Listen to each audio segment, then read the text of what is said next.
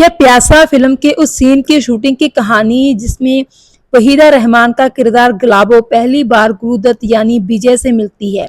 विजय गुलाबो से अपने कुछ कागज वापस लेना चाहता है, लेकिन गलतफहमी की शिकार गुलाबो विजय को धमकाकर भगा देती है।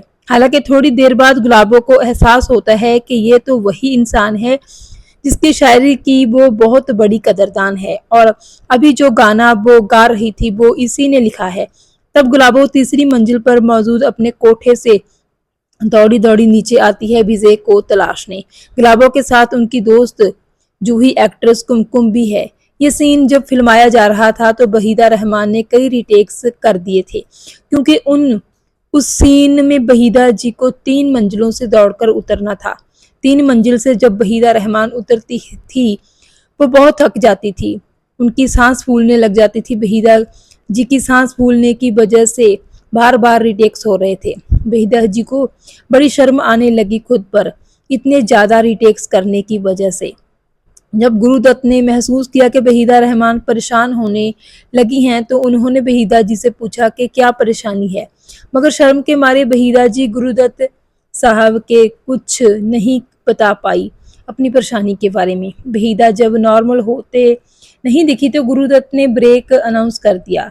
उसके बाद गुरुदत्त वहीदा जी की माँ के पास पहुंचे, जो भी वहीदा जी के साथ शूटिंग पर ही आई हुई थी।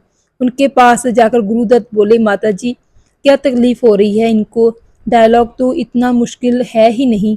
तब वहीदा जी की माँ ने गुरुदत्त साहब से बताया कि कभी कभी वहीदा को एलर्जिक एस्थमा हो जाता है, उसकी वजह से जब ये भाग कर नीचे आ रही है तो इसकी सांस फूलने लगी है और ये डायलॉग नहीं बोल पा रही है, उसकी वजह से। गुरुदत्त बहुत हैरान हुए ये बात सुनकर। गुरुदत्त ने कहा कि अगर इतनी बड़ी परेशानी है तो मुझे बताया क्यों नहीं पहले, वो खुद भी परेशान हो रही है और मैं भी बार बार टेक करके परेशान हो रहा हूँ।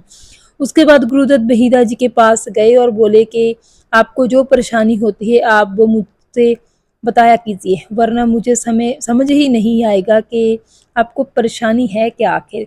ये शॉर्ट हम अब लंच ब्रेक के बाद ही करेंगे। लंच के बाद गुरुदत्त ने उस सीक्वेंस को थोड़ा तरकीब लगाकर शूट किया। पहला शॉट उन्होंने तीसरी मंजिल पर किया, जहां से वहीदा रहमान प्यासा की गुलाबो दौड़ती दिखती है। फिर दूसरा शॉट उन्होंने ग्राउंड फ्लोर की सीढ़ियों से उतरती वहीदा रहमान का लिया, और इस दफा बिना किसी परेशानी के वो सीन पूरा हो गया। वहीदा जी ने एक ही टेक में डायलॉग्स भी सही से बोल दिए, जबकि पहले गुरुदत्त उस सीन में वहीदा रहमान को तीसरी मंजिल से ग्राउंड फ्लोर तक दौड़ते हुए दिखाना चाहते थे।